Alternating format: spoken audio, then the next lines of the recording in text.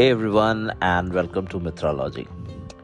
आज के एपिसोड में मैंने सोचा मैं जो काम करता हूँ, I am a product marketer, so कुछ मार्केटिंग से रिलेटेड बात करते हैं। उसमें भी जो सबसे ज़्यादा कॉमन है और हम आप हर कोई उस मार्केटिंग को हर दिन शायद यूज़ कर रहा है या फिर उसके इन्फ्लुएंस से हर कोई गुजर रहा है, and that is digital marketing.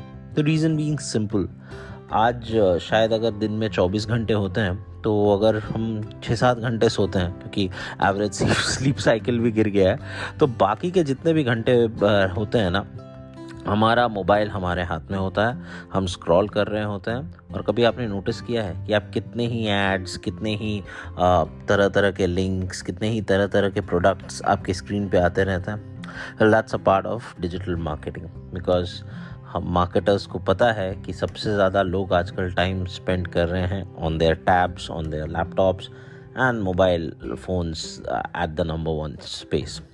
सो आज उसी डिजिटल मार्केटिंग का एक बहुत इम्पॉर्टेंट पार्ट है, दैट इज़ परफॉर्मेंस मार्केटिंग। और वो आज इतना क्रूशियल कंपोनेंट बन चुका है मार्केटिंग मिक्स का, बिजनेस ऑफ किसी भी साइजेस हो। Performance marketing is one of the key important areas of marketing in today's time. So आज के पॉडकास्ट में मैं उसके कुछ बेसिक्स में जाऊंगा। What is performance marketing, its benefits, key concepts to help you better understand this critical element of digital marketing.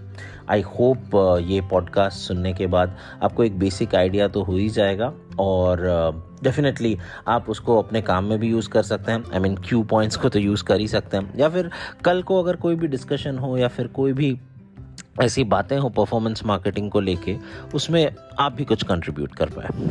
सो आज का एपिसोड शुरू करते हैं। So performance marketing is a type of digital marketing where business only pay for specific results और action जो कि measurable हैं और उनके बिजनेस ग्रोथ के लिए कंट्रीब्यूट कर रहे हैं। दीज रिजल्ट्स क्लिक्स हो सकते हैं, इम्प्रेशंस हो सकते हैं, लीड्स हो सकते हैं, सर्च इंजन ऑप्टिमाइजेशंस हो सकते हैं, एंड फाइनली सेल्स हो सकते हैं, और एनी अदर डिजायर्ड एक्शन जो एक बिजनेस को उसके मार्केटिंग ऑब्जेक्टिव्स अचीव करने में हेल्प करता हूँ।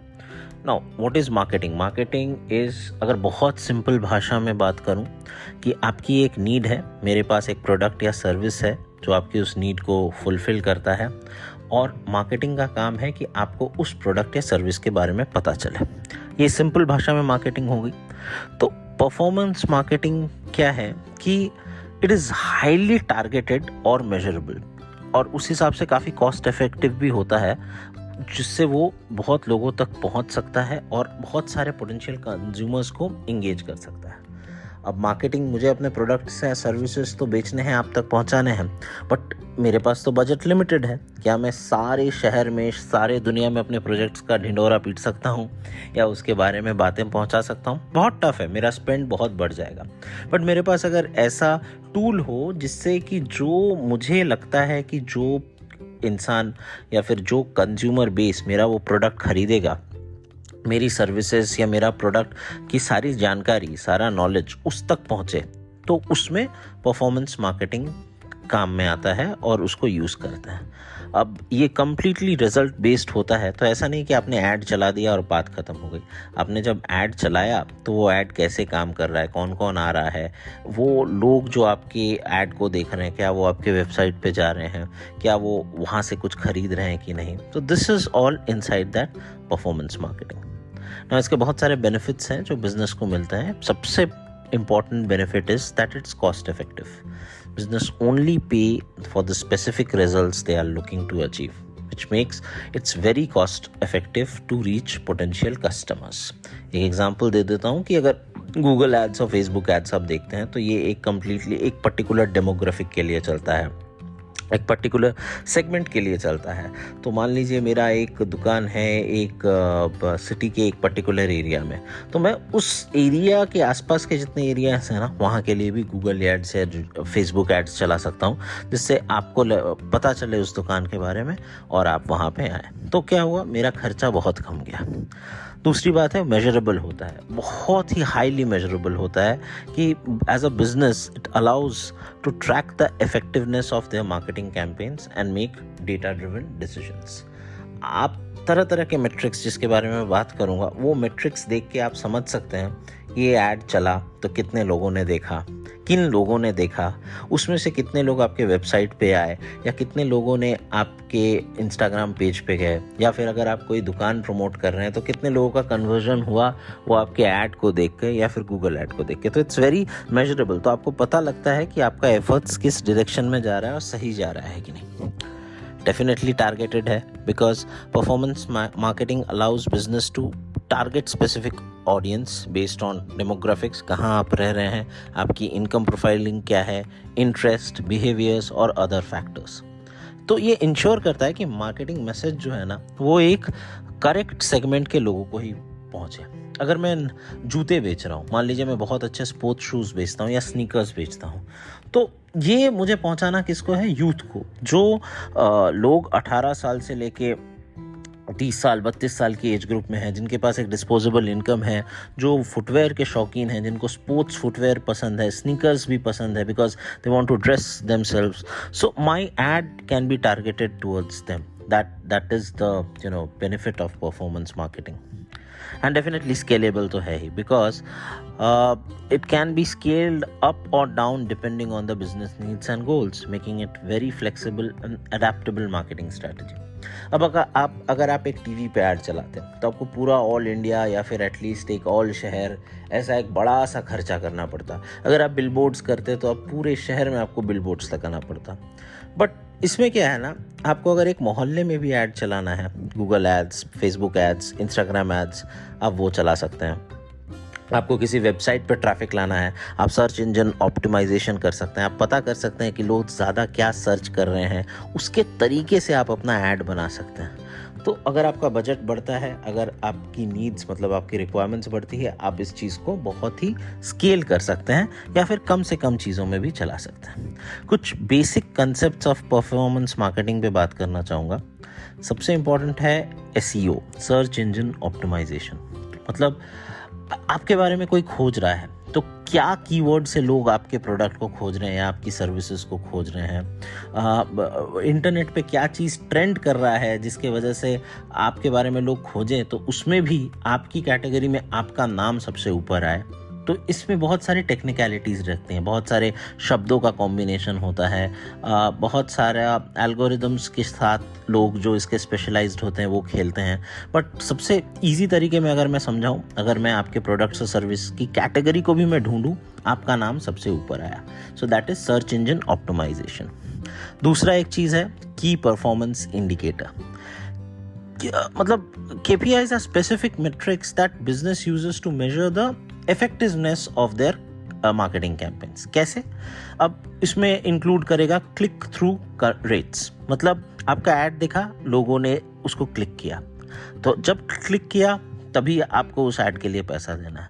अब क्लिक किया तो वो कन्वर्जन रेट्स, क्लिक करके ऐड में तो गए, अब वहाँ से आपके वेबसाइट पे गए, वहाँ से उन्होंने एक फाइनल परचेज किया या फिर एक इंक्वायरी जनरेट की, जिससे वो एटलीस्ट वो कस्टमर कन्वर्ट हुआ, वो सिर्फ ऐड देख के नहीं रह गया, वो आपके इकोसिस्टम में आ गया। And obviously that all leads to return on investment. आपने ऐड में कितना खर्चा किया और उससे आपने कितना गुड्स या सर्विसेज बेची, तो अगर आप उसको एक कंपेयर करें तो आपका एक रिटर्न ऑन इन्वेस्टमेंट आएगा।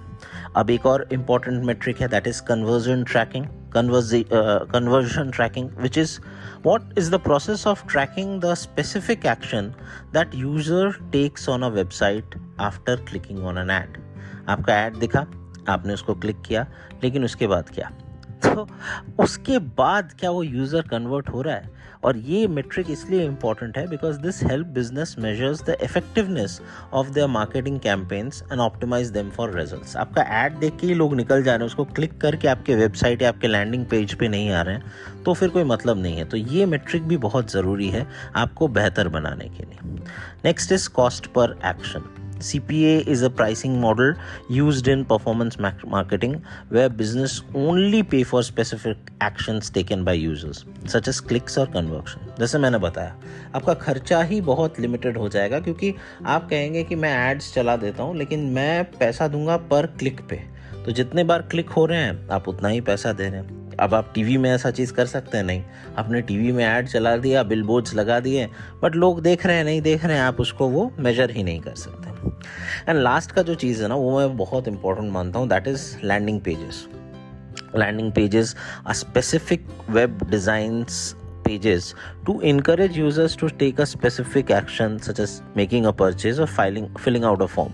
मतलब आपका वो ऐड दिखा, मैंने क्लिक किया, वहाँ से वो आपके वेबसाइट पे गए या फिर एक पेज पे गए जहाँ से हम आगे जाएंगे. वो बहुत इंपॉर्टेंट होता है. वो जो पेज है ना, वो एकदम अल्टीमेट वहाँ पे क्रिएटिविटी होनी चाहिए कि अगर एज अ कंज्यूमर मैं आपके पास उस पेज पे पहुँचा, मैं हुक्ड हो जाऊँ, मुझे आगे जाने का, उस चीज़ को एक्सप्लोर करने का डेफिनेटली मन करे, तभी वहाँ पे मेरा मतलब वो कैंपेन सक्सेसफुल हुआ. एंड ये इसलिए एक इम्पॉर्टेंट मेट्रिक है क्योंकि आप इसको बेटर कीजिए तो आपका कन्वर्जन रेट भी बदलेगा. तो अगर एकदम कुछ एग्जाम्पल के तरीके में समझें तो गूगल एड्स क्या है? एक आपने देखा होगा गूगल में सर्च करते हुए बहुत सारे प्रोडक्ट सर्विसेज के ऐड आते हैं. तो और इसका भी पेमेंट सिर्फ business only pay for click on their ads making बहुत इफेक्टिव हो जाता है. दूसरा, अगर आप इसका एक एग्जांपल देखेंगे तो दैट इज़ एफिलिएट मार्केटिंग. आपने इसका नाम सुना होगा. एफिलिएट मार्केटिंग होता क्या है? It's a type of performance marketing where आप पार्टनर करते हैं एक व्यक्ति या फिर एक इंसान के साथ जो एफिलिएट, जो आपका प्रोडक्ट को प्रमोट करता है, सर्विसेज को आपको बढ़ावा देता है. उसका हो सकता है उसका अपना एक वेबसाइट हो, अपना एक सोशल मीडिया प्लेटफॉर्म हो. आजकल आपने एक शब्द सुना होगा, इन्फ्लुएंसर्स के साथ कोलैब करना. So this is what is affiliating marketing. अब एफिलिएट्स, जो आदमी इसको प्रमोट कर रहा है, वो अपना कमीशन तभी कमा पाएगा जब एक यूज़र क्लिक करेगा उनके एफिलिएट लिंक पे, आप वहाँ से आपके लैंडिंग पेज पे आएगा, एक परचेज होगा. But this is really good because it's highly targeted और बहुत ही कॉस्ट इफेक्टिव मार्केटिंग हो गई. आपने किसी के साथ कोलैब किया, आप समझ रहे हैं ना, वो एक चेन नेटवर्क आपने बनाया कि बॉस आप मेरे प्रोडक्ट्स को प्रमोट कीजिए एंड ये लिंक्स हैं, अगर आपके पेज के थ्रू कोई मेरे पास आता है और एक परचेज होती है, I will give it to you. आप सोच रहे हैं कितना कॉस्ट इफेक्टिव हो गया. यही आप किसी को ब्रांड एम्बेसडर बनाते, वो आपसे एक पैसा भी ले लेता, पर अगर उसके बाद भी आपका माल नहीं बिकता तो क्या होता? वो ब्रांड एम्बेसडर तो बोलता भाई मेरा काम तो बस प्रोडक्ट के साथ प्रमोशन करना था, आप जाने.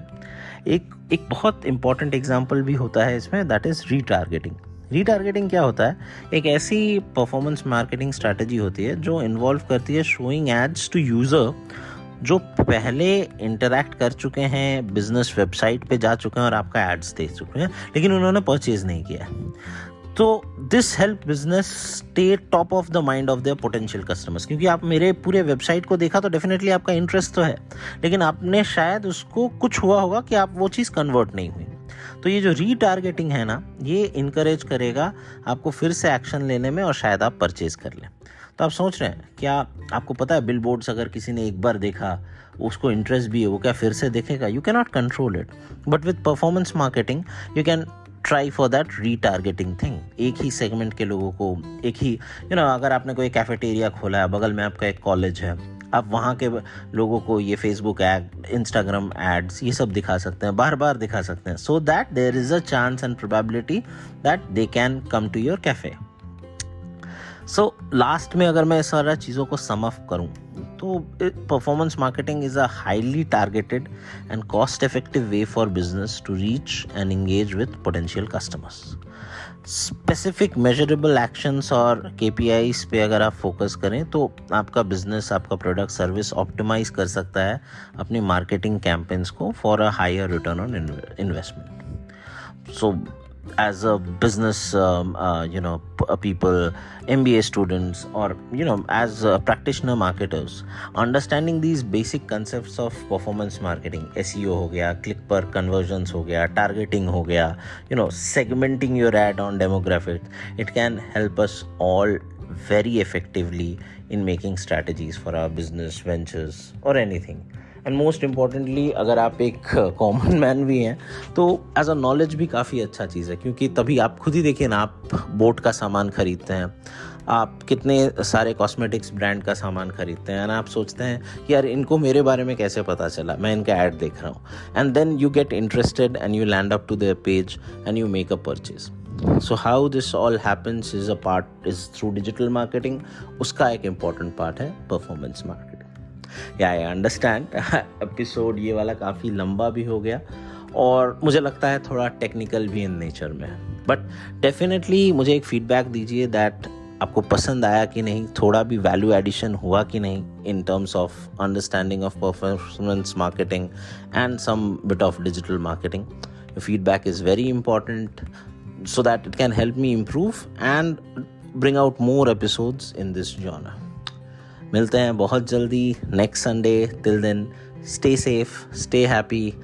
This is Aniket Mitra signing off. और हाँ, Mitralogy is available on Spotify, Google Podcast. Please do listen to it, subscribe to it and give me a feedback. Take care and bye.